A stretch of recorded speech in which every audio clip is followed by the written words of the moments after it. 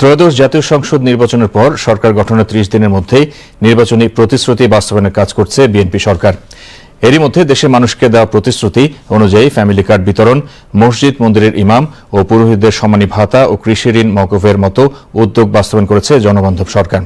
বিস্তারিত শেখ আলীর রিপোর্টে।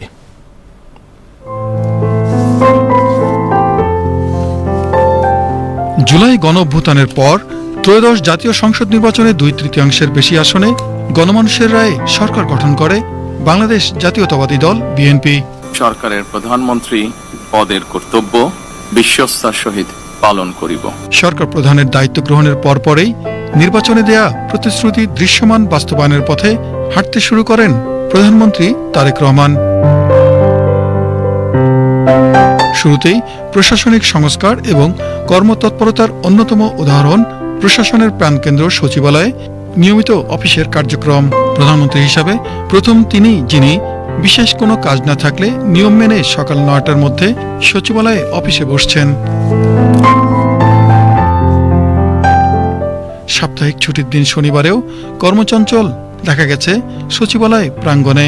দায়িত্ব গ্রহণের পর থেকেই একটি স্পষ্ট বার্তা দিয়েছেন সরকার প্রধান: দ্রুত কাজ শেষ করতে হবে এবং রাষ্ট্র পরিচালনায় গতি আনতে হবে। প্রশাসনে শৃঙ্খলা ফেরাতে সময়মতো উপস্থিতি নিশ্চিত করার নির্দেশ দেওয়া হয়েছে। এমন তৎপরতা প্রশাসনে সৃষ্টি করেছে স্বচ্ছতা ও জবাবদিহিতার সংস্কৃতি। রাজনৈতিক অঙ্গীকার বাস্তবায়নে গত ১ মাসের ব্যবধানে সামাজিক সুরক্ষা কর্মসূচি ছিল সবচেয়ে অগ্রাধিকার প্রাপ্ত খাত। এর মধ্যে ফ্যামিলি কার্ড কর্মসূচি বাস্তবায়ন করা হয়েছে। এতে করে সুবিধাভোগীরা মাসিক আর্থিক সহায়তা পাচ্ছেন।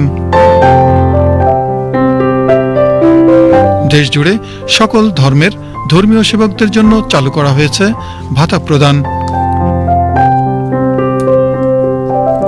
মসজিদের ইমাম মুয়াজ্জিনদের পাশাপাশি মন্দিরের পুরোহিত, বৌদ্ধবিহারের অধ্যক্ষ, গির্জার যাজকরাও রয়েছেন এই সুবিধার তালিকায়।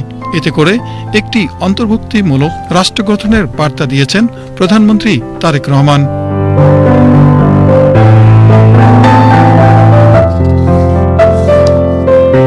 দেশের গ্রামীণ অর্থনীতির গতি সঞ্চার করতে কৃষিখাতে নেওয়া হয়েছে গুরুত্বপূর্ণ পদক্ষেপ। এর মধ্যে দৃশ্যমান হতে চলেছে কৃষক কার্ড চালুর পরিকল্পনা। সেই সাথে মওকুফ করা হয়েছে তৃণমূল কৃষকদের কৃষি ঋণ। দেশজুড়ে জলাশয় পুনরুদ্ধারে চলছে খাল খনন কার্যক্রম। এতে করে সেচ সুবিধা বাড়বে এবং জলাবদ্ধতাও কমবে। পাশাপাশি তৈরি হবে কর্মসংস্থানও।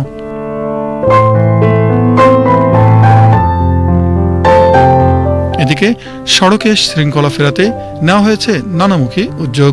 এর মধ্যে অফিস সময় ছাড়াও বিশাল গাড়িবহরের প্রধানমন্ত্রীর প্রোটোকল কমানো হয়েছে। এতে করে রাজপথে সাধারণ মানুষের চলাচল সহজ হয়েছে। যোগাযোগ খাতের অগ্রগতিতে বিমানবন্দরের ৩য় টার্মিনাল চালুর উদ্যোগ নেওয়া হয়েছে। ফ্রি ইন্টারনেট সেবার পরিকল্পনার পাশাপাশি ট্রেনেও ইন্টারনেট চালু করার কথা বলা হয়েছে। সব মিলিয়ে সরকার গঠনের প্রথম ৩০ দিনেই সাধারণ মানুষের কাছে একটি পরিষ্কার বার্তা পৌঁছে গেছে। প্রধানমন্ত্রী তারেক রহমানের নেতৃত্বে প্রতিশ্রুতি বাস্তবায়নের চেষ্টা করছে সরকার। Sheikh Ali, BTV news.